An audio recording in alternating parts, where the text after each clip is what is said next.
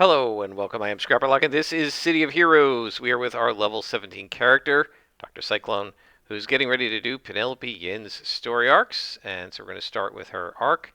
We're going to go try to rescue Dr. Delilah. But before we do that, guys, I want to talk about two things today. So, number one is going to be a little bit about Deadlands rules, and I just want to talk about this with you. Oh, and I got to get some more inspirations.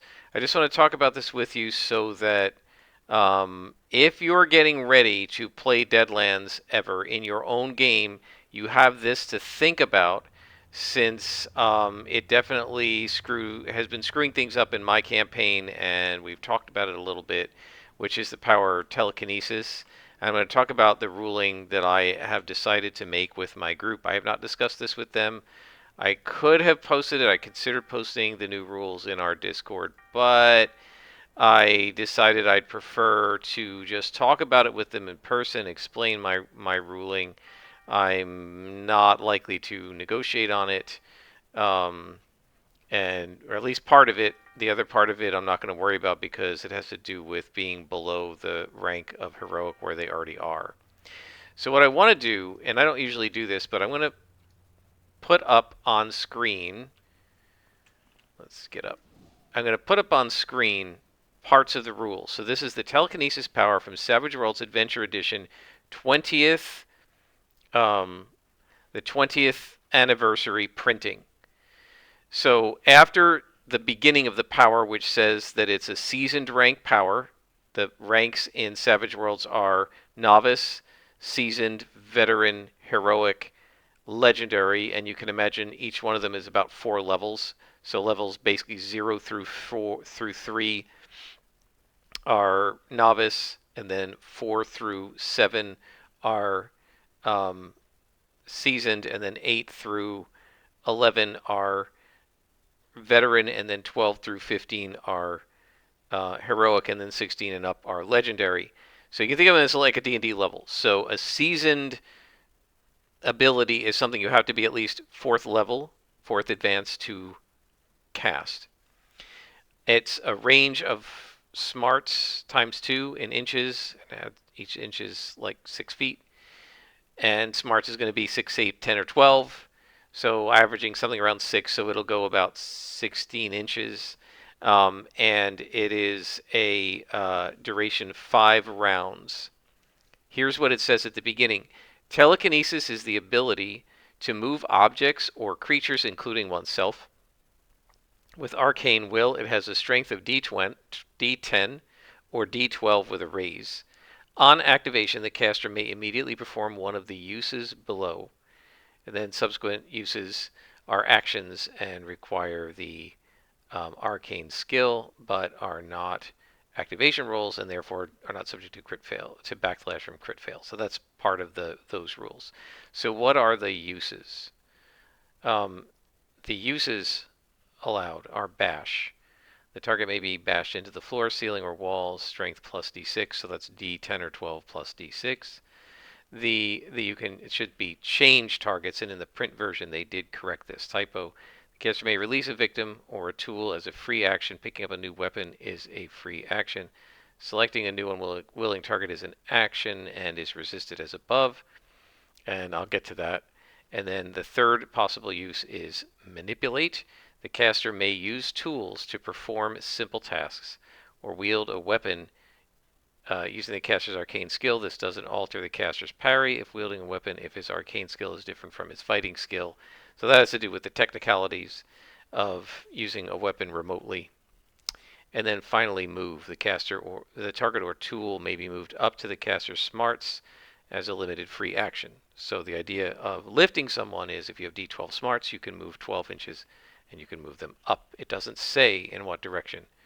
It just says up to the caster's smart. So that doesn't mean up vertically. It just means a maximum. So those are the uses. Then the third little clip I have is that unwilling beings targeted by telekinesis resist the caster's arcane skill as an opposed spirit roll when first targeted and at the start of each of their turns thereafter until they're released. Successful resistance does not mean the spell fails. So if I resist it, you can retarget me or target somebody else. It lasts 5 rounds and you can do stuff with it all 5 rounds. So that is the text. There is no text saying, as it did in the older version, there is no text saying that you can drop a target for falling damage. These are the only uses you are given in the power text.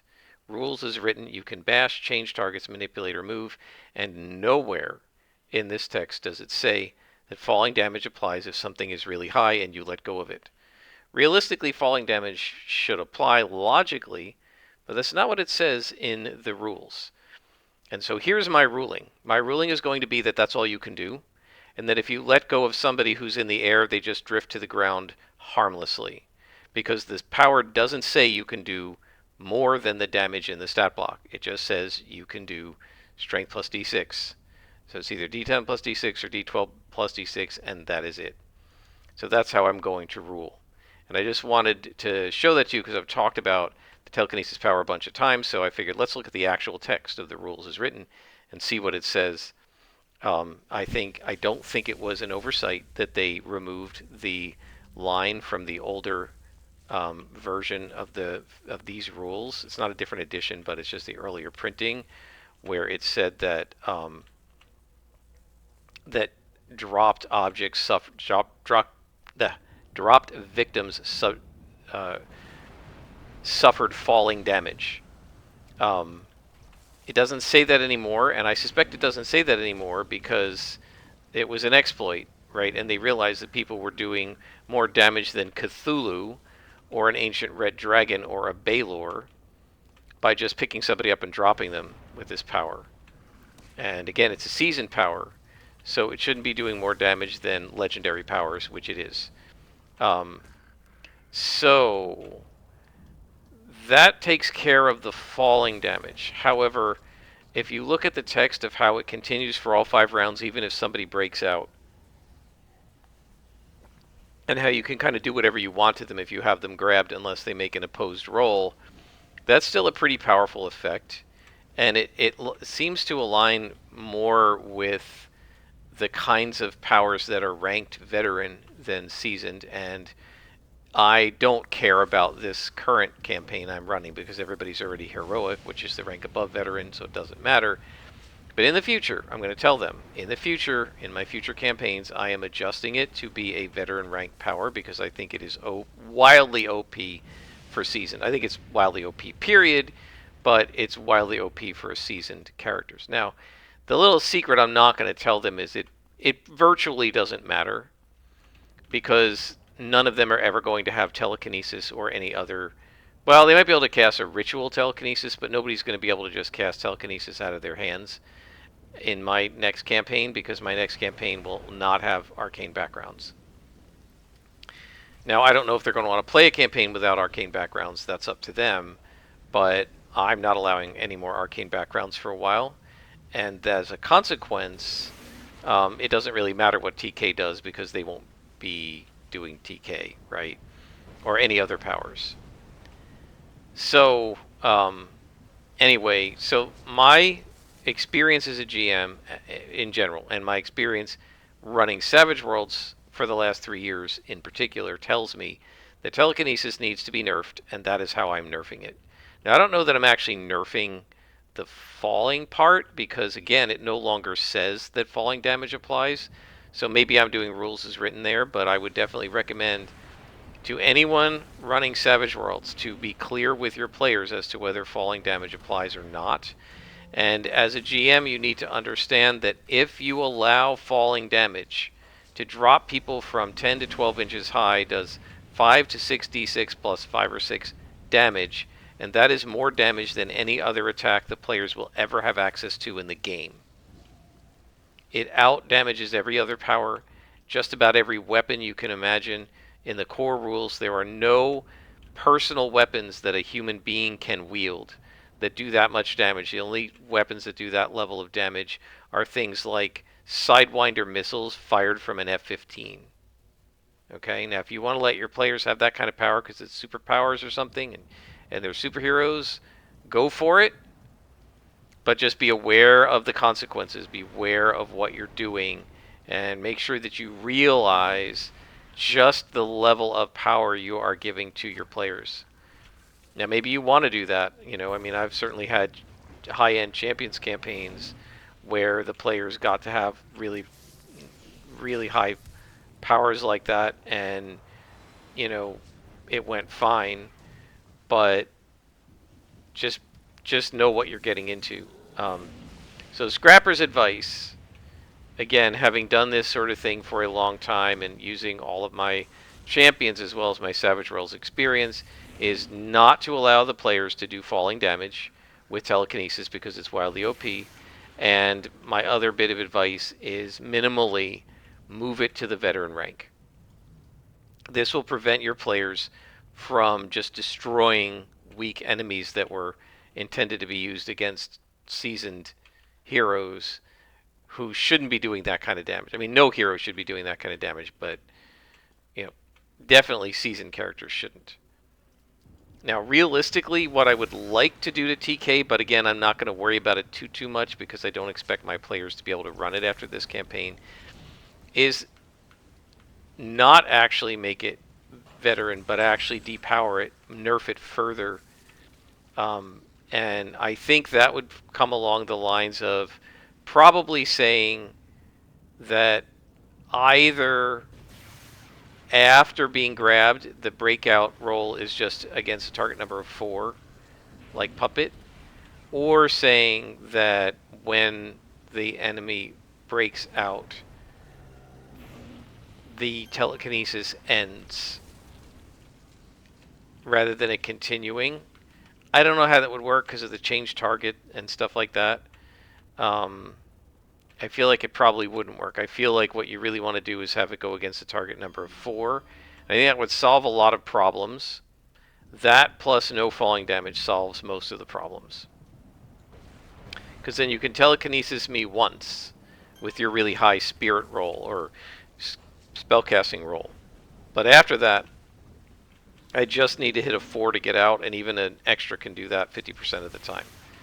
Right, so that means you can hold me for a round or two, and then statistically I'm going to get free.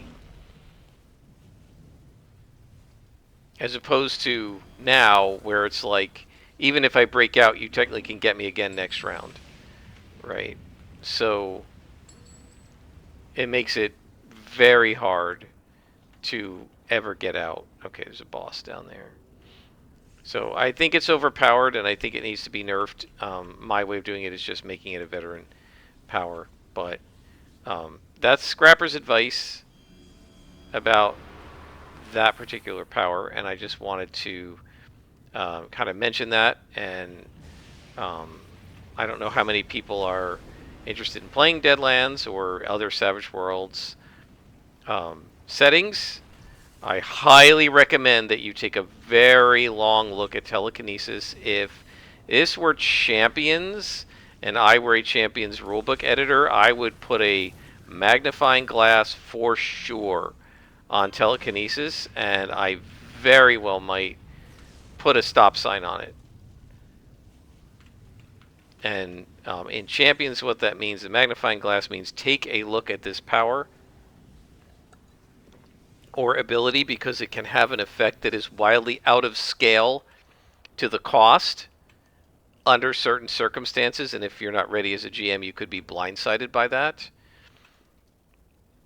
Right, so the multi-power power modifier, power framework is an example of something that has a magnifying glass on it. Doc, you come with me? And variable power pool and extra dimensional movement have stop sign. So stop sign is telling the GM this thing can break your campaign. Not sure it needs a stop sign, but I do think it needs a magnifying glass. Where did she go? What are you doing? God, these NPCs are so stupid. Oh, she aggroed somebody. I see.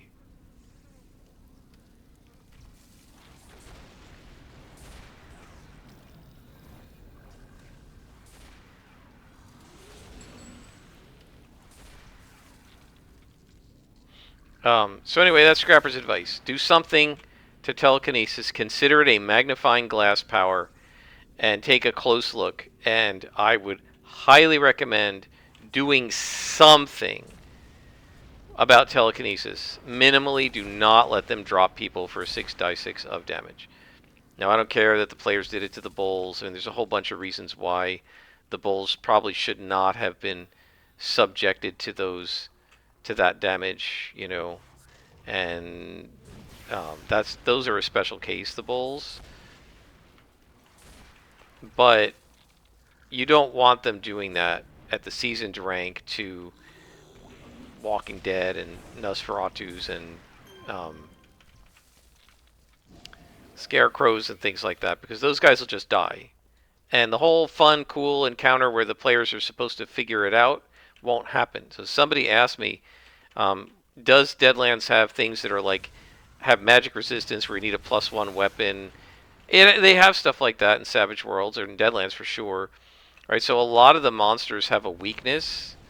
The bull's weakness is kind of irrelevant, right? And unless the players are fighting them in a giant saloon where there are other people who might get involved, the bull's weakness is that only the player characters can damage them. Well, if it's the player characters against the bulls, that's not really a weakness, right? Because, like, who cares? But a lot of monsters have weaknesses. So, for example, Nosferatus, which are little mini vampires, right? Their weakness is she going to get stuck? Come on. Their weakness is that I think they can be shaken. Don't quote me on this, but it's something like they can be shaken but not wounded unless you either shoot them in the head or stake them through the heart. Something like that.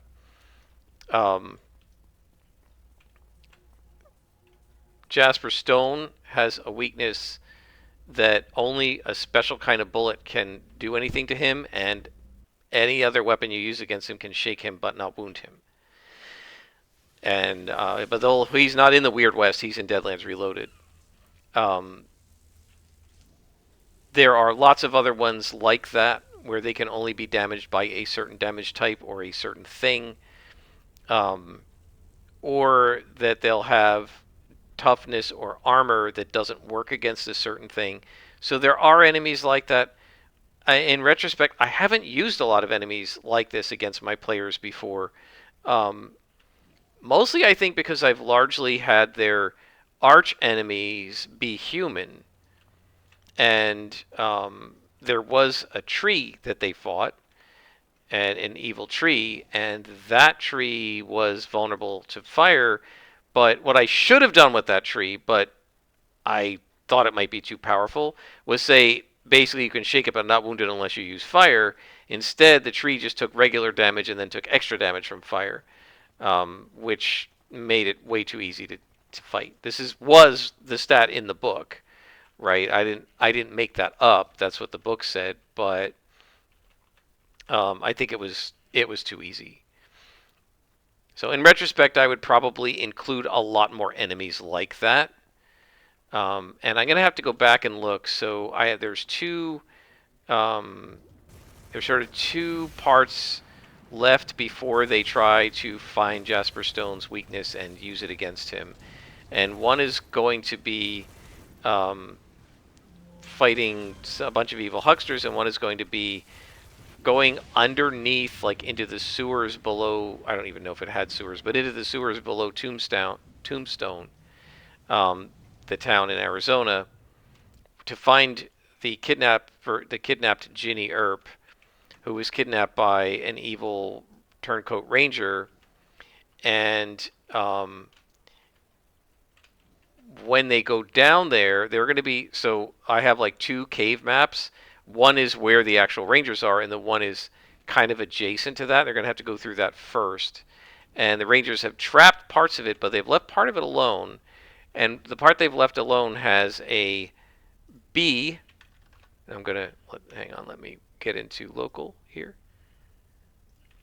Instead of the D&D name for an evil floating eyeball that shoots beams at you is a beholder. But this thing is a bee holder. It is a giant bee with multiple eyes and swarms of bees around it, and it can do some cool stuff. And maybe that bee needs to be invulnerable to everything but a certain type of attack or something like that, and only shaken otherwise. I'm gonna have to look at its stats, and my recollection was it was fairly powerful, but my sense with these players is, and with frankly Deadlands characters when they get to something like heroic rank, is that there's not an awful lot that can do anything to them, and they do an awful lot of damage. So I may have to look at that thing and buff it up. But that thing and some traps are in the offing one session, and then the battle with the Turncoat Ranger is just going to be a normal battle. I don't think anybody in that fight will be immune to anything, because it doesn't. They're just normal men who are serving chaos. I mean, I could have made them invulnerable. I could do things like that. I don't know. I'll have to take a look. It's definitely been everything but the bulls have been far easier than I expected. So we're just looking for some loss that are our level, because I'm not up for this guy fighting oranges and reds right now. I don't like. We're gonna get pounded. I mean, I guess we could. Oop. Okay. Why don't I hover here?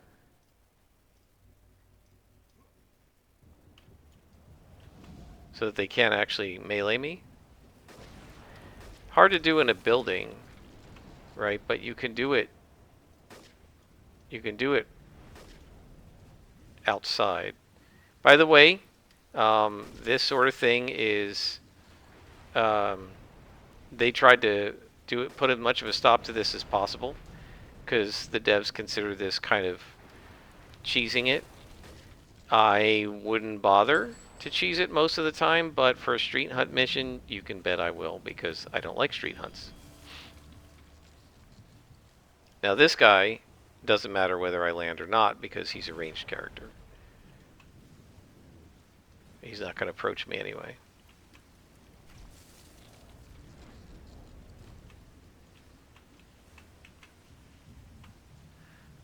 So yeah, anyway, that's Scrapper's advice about telekinesis. It's consider it a magnifying glass power from champions, which means you need to take a very close look at it, because it could have an effect on the game that is largely out of proportion to the number of points it costs, the rounds it lasts, right? 1 point per round is nothing.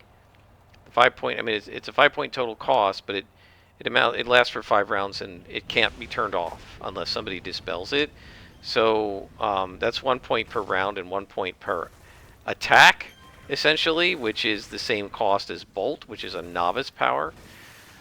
That doesn't even include the dropping damage. So take a close look, and definitely consider very strongly refusing to allow them to drop for D6, 6d6 plus 6 damage, which is just insane. Now, I'm not going to fight all these guys. I'm just going to fight this guy, and then we're going to fly away, because all I need is that. And now we're going to find Muxley. And we got some inspirations back, so we'll just head in. Now, the other thing I wanted to talk about is the myth of the modern audience. There have been a number of TV shows, movies, video games, tabletop role-playing games, novel series, comic book series. There have been so many things in the gaming and entertainment worlds where you have a franchise that has been around for a long time and has an established fan base, and they utterly destroy themselves in the endless, fruitless, and doomed to fail quest for the so-called modern audience.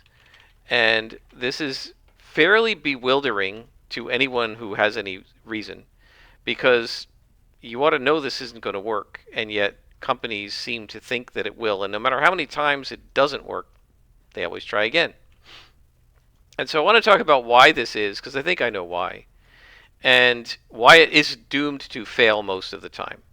So what's going on here? Why, when you have a built-in audience, right? Like, say, the audience of the game Champions, right? They've got a built-in audience of people who've loved it and played it for years, and they decide to change it and quote-unquote modernize it and get rid of a whole bunch of the basic dynamics of the game and make it more like, say, Savage Worlds than Champions. Why are they doing this?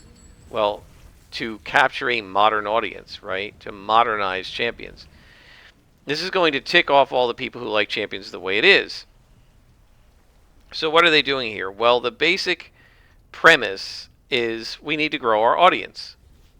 Once everybody who loves Champions has bought the new edition of the book,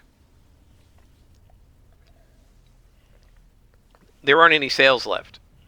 The only way to sell anything would be to produce a new book, which is going to cost money. And then once they bought the new book, there aren't any sales left. So we either have to keep producing new content, which is expensive and unreliable because you don't always know if people are going to like the new content as much as the old and so on, or we have to find a way to get the current audience to increase into a to gather new new fans, right? And so the idea is, sure, there are lots of current fans. Let's get some new fans. I mean, the classic poster child for this is Star Wars Galaxies, right? Star Wars Galaxies debuted in 2003. They debuted with a pretty nice fan base and eventually got to around 320,000 players, 320,000 accounts on their servers. This was, at least in the United States, because I'm not sure when Lineage got huge in Korea, but for U.S. hosted servers, for servers in the West, Star Wars Galaxies at one point was pretty much the biggest. EverQuest and Ultimate Online, which had been the two big ones before that, had in the neighborhood of 150 to 200,000. So at first, Star Wars Galaxies was considered a huge success, and they were happy with it. It was making good money, and it was turning them a profit. So sounds good. Then in 2004, so in 2004, City of Heroes came out. City of Heroes had 180,000 or something at the time. Eventually, with City of Villains in 2005, it peaked in the low 200s, somewhere around 220. But that wasn't the blip. The real kind of thing that messed everything up was World of Warcraft coming out in, was it late 04, early 05? And World of Warcraft ended up with very quickly getting to like 800,000 subscribers. Now I know it eventually got into the millions, but 800,000 was completely unheard of, and it dwarfed what Star Wars Galaxies had. Star Wars Galaxies by then had started tapering off and had dropped from 300 into the low 200s, like 225, 230, 240, something like that, right? So the guys who ran Star Wars Galaxies looked at World of Warcraft, which had a totally different kind of a game system, and they said, wait a minute, we're doing Star Wars here. I've told this story before. We're doing Star Wars here. Why should a company about some random game intellectual property, just Warcraft, be bigger by a lot, like multiple times, 2 to 3 times bigger than a Star Wars game? Star Wars is the biggest IP in the universe. We need to capture those fans, right? If we capture those fans, then we will go from 300,000 to, or 250,000 to 800,000. So what did they do? They created the new game experience, which was an update that completely changed the game from this sort of skill-based game. By skill-based, I mean the character skills, not the player skill. Open-ended, free-form, skill-based game, kind of like Savage Worlds conceptually, and turned it into a level and class-based game, more like, well, World of Warcraft. They copied just about everything they could in a short period of time with an engine that was never made to do it, and their goal was to appeal to, frankly, the modern audience, right? World of Warcraft was the first of a newer style of MMO, considered a more quote-unquote modern version of MMOs. and Star Wars Galaxies was more built like EverQuest, which was at that point 5 or 6 years old, and it was an older type of MMO. And so there's Muxley. We're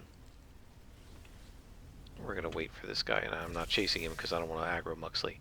So they chased the modern audience. It failed. Why did it fail? Because the people who were playing Star Wars Galaxies could have been playing World of Warcraft if we had wanted to. And we chose to keep playing Star Wars Galaxies, so we didn't want that.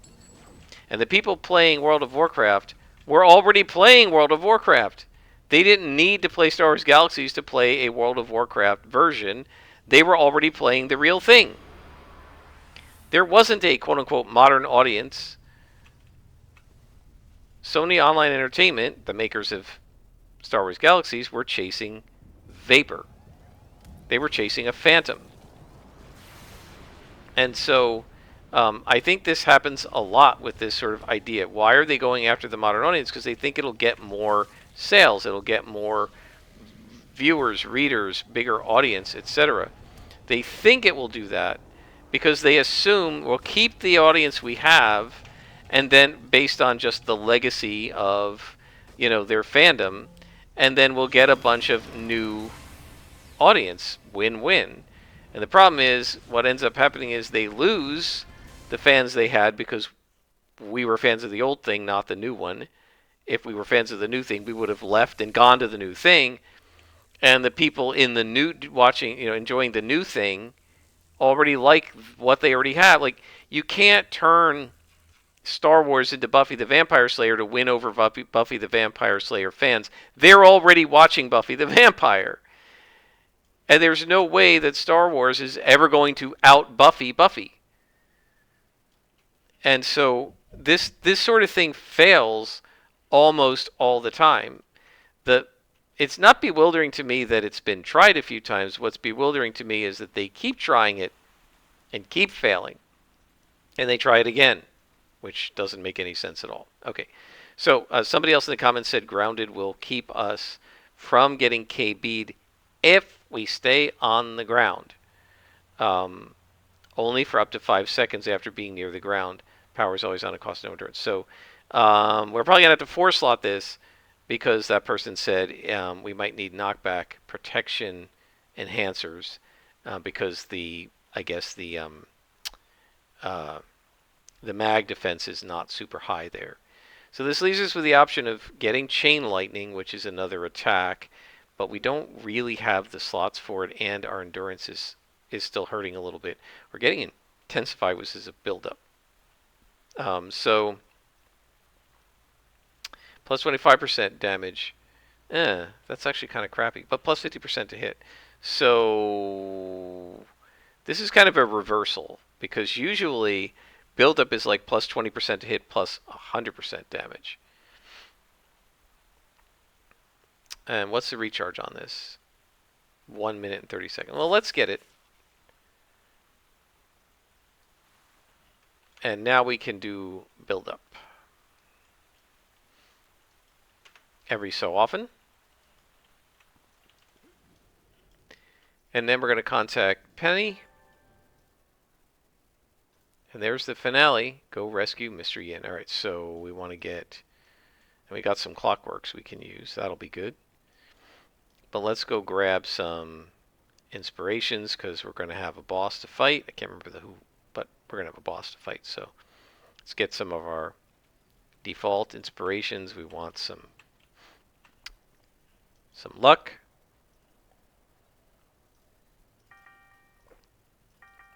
And we can sell all of that. And then we're going to grab some more damage and some more heal. And off we go to save Mr. Yin. And this will probably be our final mission. We're on 34 minutes. Yeah, so we'll do this mission and then we'll stop. And here we go. So yeah, I think that it's almost like the executives and the producers and the creators of these things think that there is this giant untapped audience out there, And they don't seem. Oh, that's right. We're going to fight a bunch of bosses. Ouch. They don't seem to realize that those audiences aren't just sitting there staring at a wall with nothing to do until you come along with your new form of entertainment. And if you just make a form of entertainment that that they find acceptable, they'll go ahead and switch to you from the thing they already like. It's not going to happen. And we've seen this occur so many times. I don't even know if the executives at the studios and the game companies and stuff can even tell you what the heck they think the modern audience even is. It's just not the current audience we have, and so we're going to try to find a way to get that audience, the people who aren't currently buying our product, to start buying our product. And it's not incomprehensible that they would want new customers, but the idea that they can gain new customers by ditching their existing customers and by trying to mimic what somebody else already does better is, yeah, that's not going to happen. So what have you guys had this happen to things that you like, where they have taken a thing? What's the thing? In name only, right? I would argue that the sequel trilogy of Star Wars is Star Wars in name only, and I really didn't like it at all. The prequels were at least still Star Wars-ish enough for me, although a lot of people didn't like those either. I don't know what Lucas was trying to achieve, but he absolutely wasn't trying to find a new audience for Star Wars. He was making Star Wars for the people who were already fans, and the way you can tell that is he put little Easter eggs and cool things into the prequels that, if you know the trilogy well, you can see those Easter eggs. And so, yeah, I mean, if he didn't care about the existing fans, he wouldn't have done that. He also made sure that it, at least generically, lore-wise, it matched with what he had done in the original trilogy.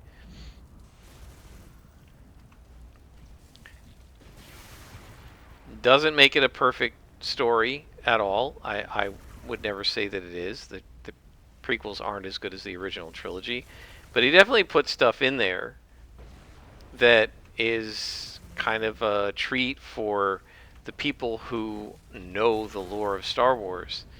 And you wouldn't do that if you're trying to get a modern audience at the expense of your existing audience.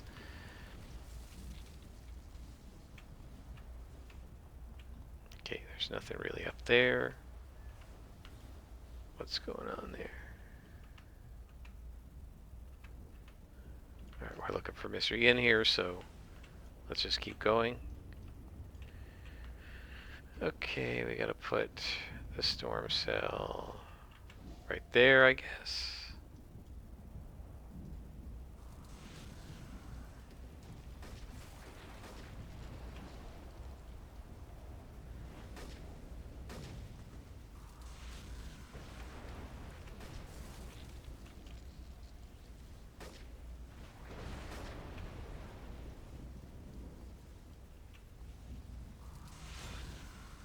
Yeah, I have to say, when I hear quote-unquote modern about things like a game with a modern,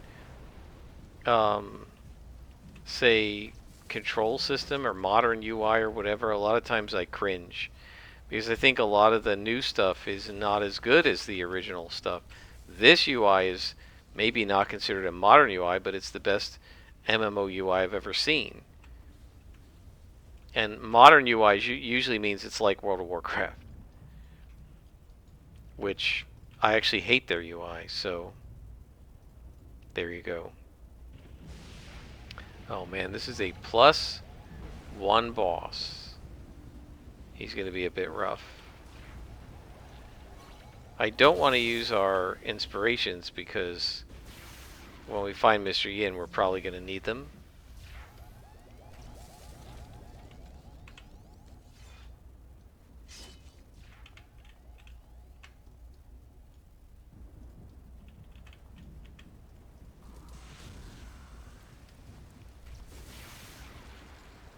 So yeah, have you guys had things that you're a fan of messed up because the company is chasing that mythical modern audience that never seems to appear and never seems to actually buy any product? I feel like a number of companies have done this and paid the price with bankruptcies and stuff and just losing huge amounts of money. And I can't get over how realistic the thunder, the distant thunder of this storm cell sounds. Every time I put it up, I think, is it raining outside? But no. It's just the great sound design of this game, which is awesome.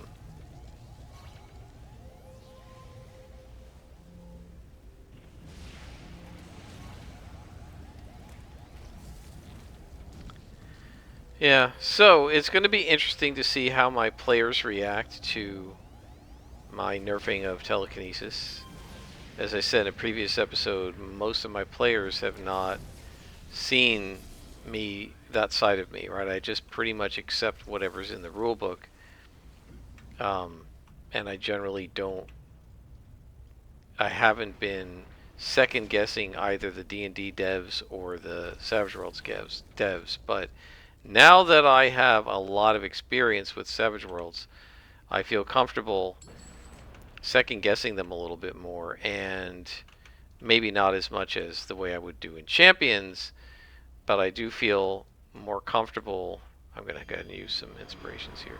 I do feel more comfortable house ruling stuff and disallowing stuff and saying no to it, or we're going to change it to work this way. I feel like I have a pretty good sense of how Savage Worlds works now, such that I have more confidence that my rulings will have the desired outcome on the game. That's really what we're looking for, right? What am I trying to have as an outcome? I'm trying to have this power be balanced with the other powers and attacks in the game. I'm trying to make it so that this power is not a standout where anybody would be insane not to take it the second they become seasoned because it's just that good. Like, you don't want a power like that. And so if something becomes an absolute must-have, that means it's OP, and it needs to be nerfed at least enough that it will just be as good as everything else of its level.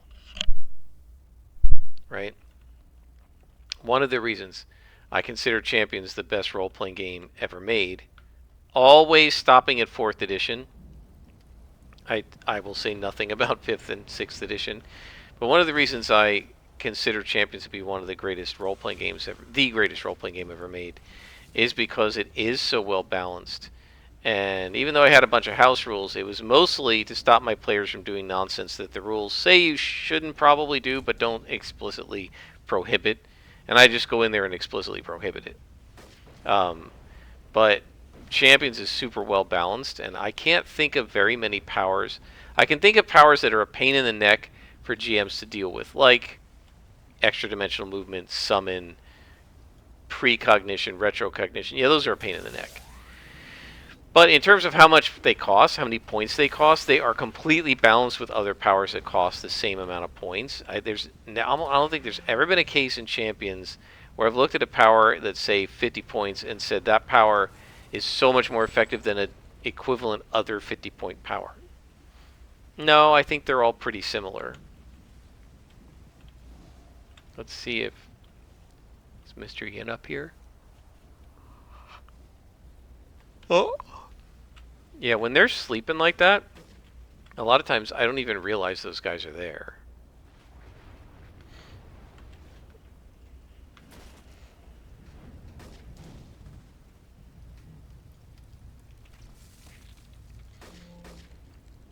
So anyway, it'll be interesting to see how my players react to me kind of actually going in and effectively rewriting one of the powers to make a ruling about part of it and then to actually change another part of it, right? Because if I change it from seasoned to veteran, I'm essentially rewriting a little part of the power.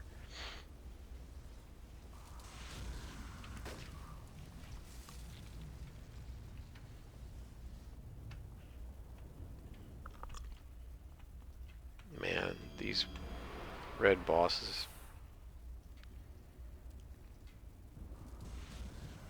Oh good, our buff is up.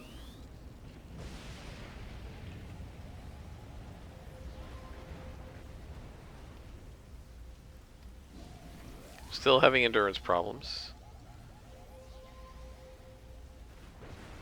Some of that may be the psionic. I'm not sure if they're draining a little tiny bit of my endurance. They might be. We're really going to need some more attacks because these things are taking too long to recharge. But my guess is level 20 we might be able to get grounded, and if we can, I'm probably going to want that. Who am I kidding? I'm going to want that.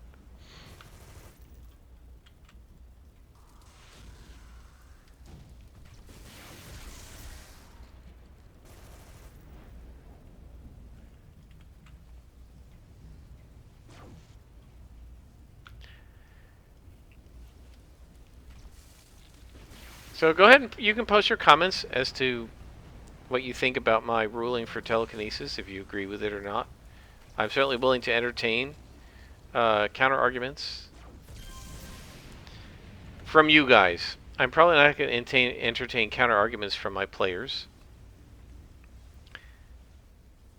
because it doesn't really matter if it's veteran rank or not because they're already past that.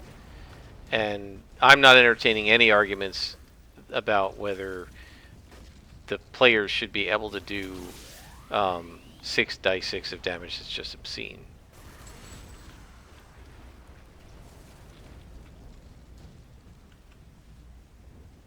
Man, look at all the enemies over here. I have to do some pulling. But first we need our endurance back.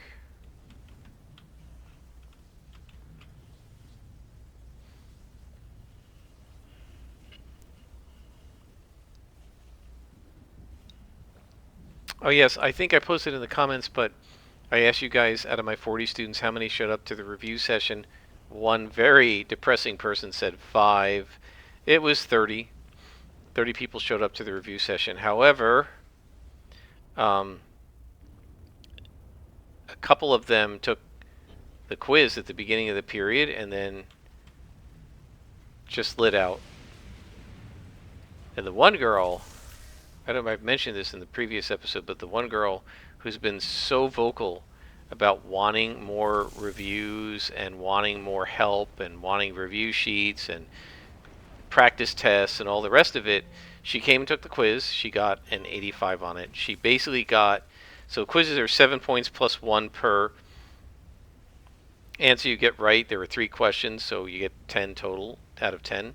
She got a half point on every single one because she got part credit on every single one.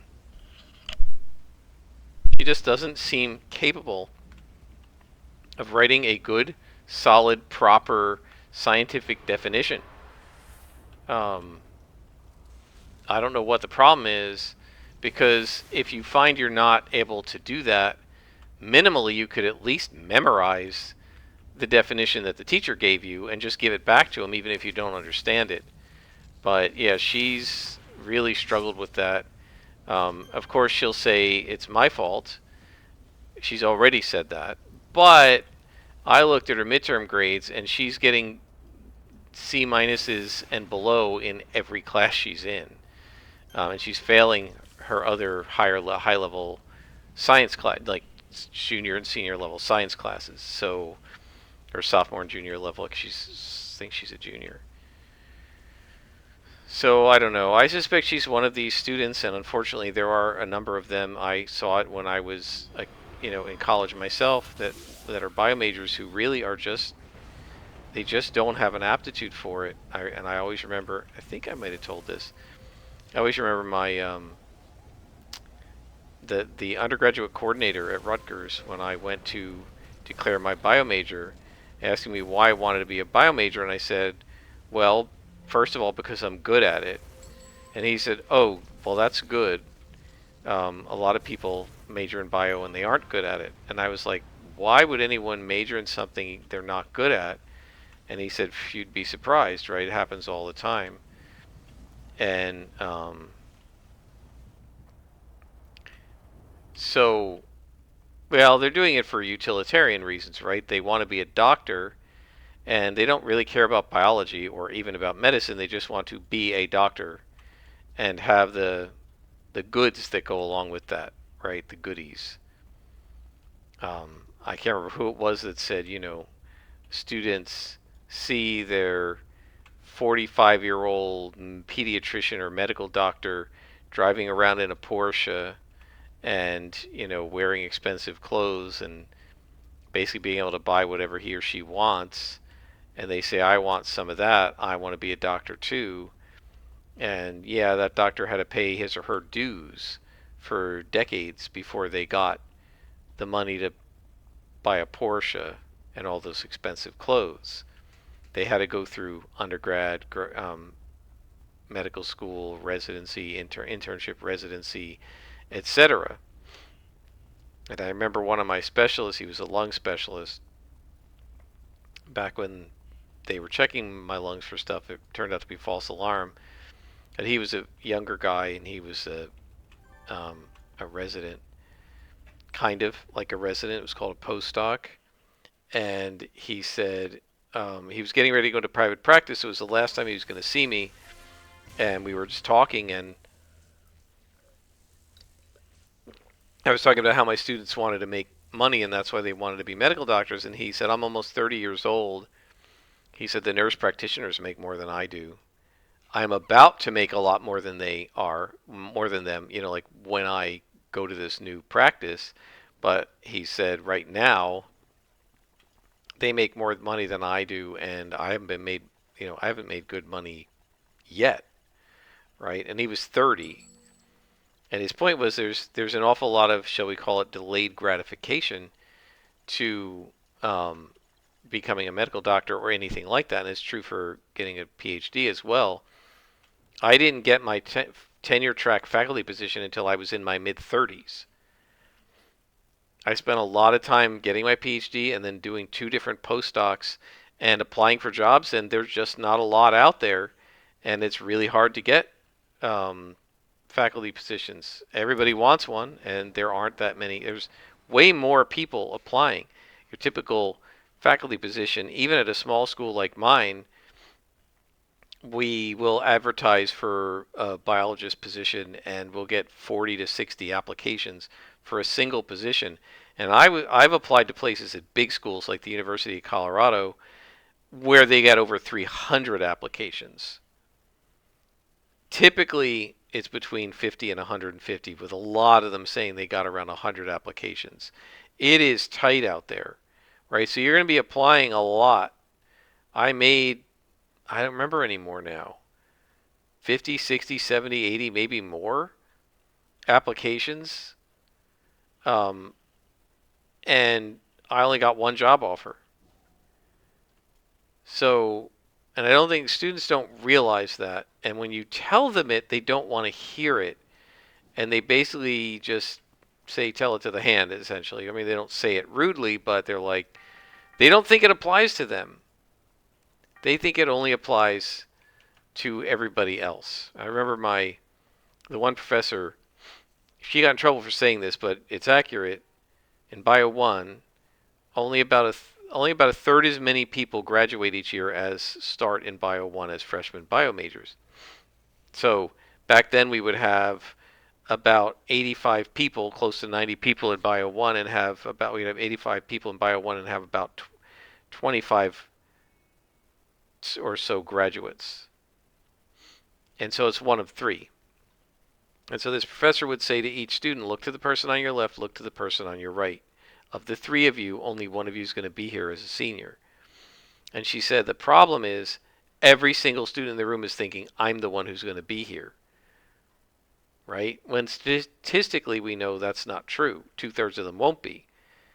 All 100 of them, all 100% of them though, all 85 of them think they will be.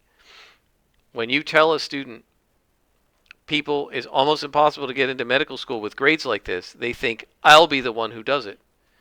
They all seem to have some story about a person who had C's as an undergrad and somehow got into medical school.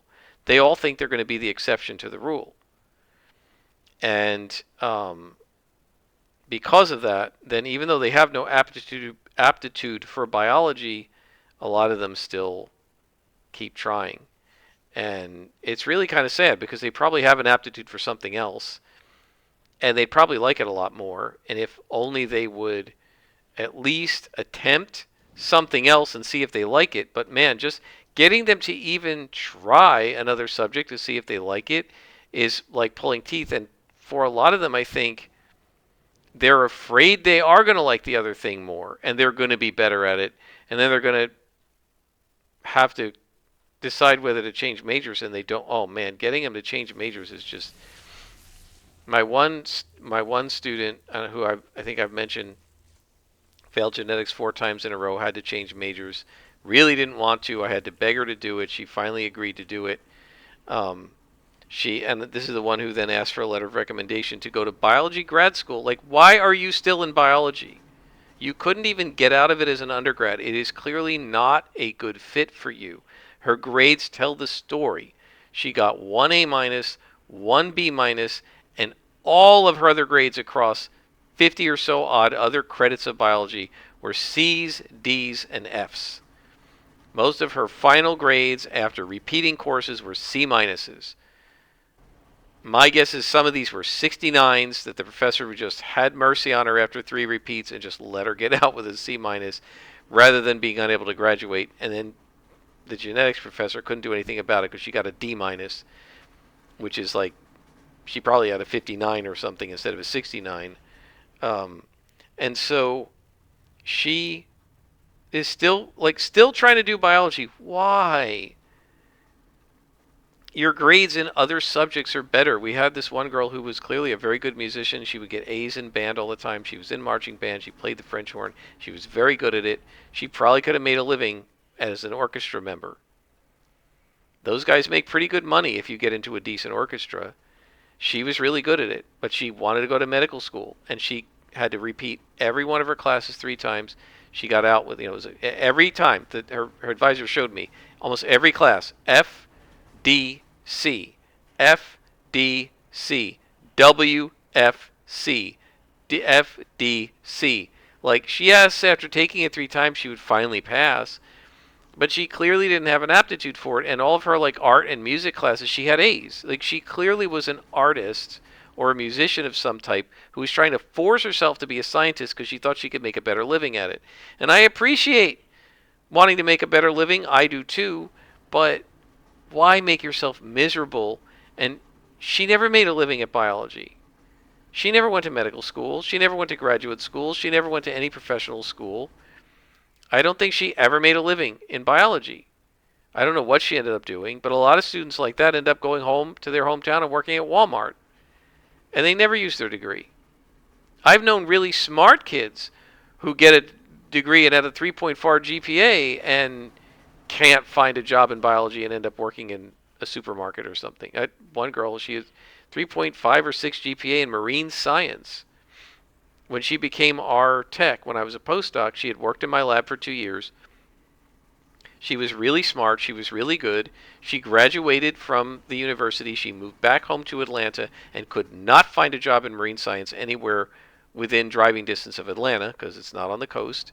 And I guess she applied for jobs on the coast but didn't get any to move out there. And a year later, she was working at this store called Zany Brainy, which was like store of knowledge. It was like a smart kids store or whatever you want to call it. And which is, excuse me, sorry, bit of a tickle in my throat. That's what she used to do in the summers in between school years because she worked there in high school and they would give her a job in the summer when they were busy. And so, yeah, she just worked her part-time job as a full-time job, didn't need a college degree for it at all. And a year or 2 later, when we needed somebody to be a tech to do computer motion analysis for our fish schooling project, I emailed her, and I somehow or other she still had her old email address, and she wrote me back, and she said she was interested. And when I phone interviewed her before we did the interview with my boss, and I just talked to her about it, and she wanted what the job was. She was saying how happy her parents were when they heard this, because she was finally going to maybe be doing something in the field that she got a degree in. This is not somebody with C's. She came out of a marine science program that was one of the best in the country, and she had a 3.5 GPA. She graduated with honors or magna cum laude or whatever. I mean, she was very, very good. It's sometimes even hard to get a job when you have good grades. So these students who have barely a 2.0 in their major and think they're going to like make a career out of it, they're probably not. So what's the point of majoring in this thing? You hate it. You can't make a career out of it because you're doing poorly.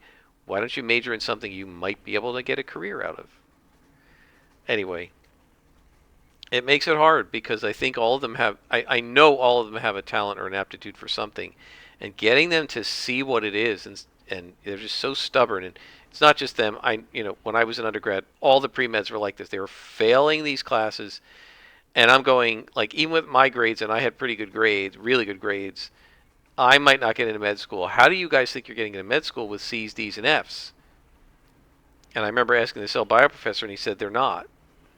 And his theory was, deep down, they don't really want to go, but they don't want to, but they can't, they just don't want to quit or give up. So they're just do it until somebody says you can't get in, and then they blame it on the man. I tried, but the man kept me down, right? And then they go off and do the thing they really wanted to do. Huge waste of money, resources, and time. Not to mention all the stress and grief. And I'm very glad I at least decided to do something I liked. Anyway, that's enough of a rant. Until next time, folks, I'm Scrapper Lock, and this has been City of Heroes with our now 18th level Sentinel. See you next time.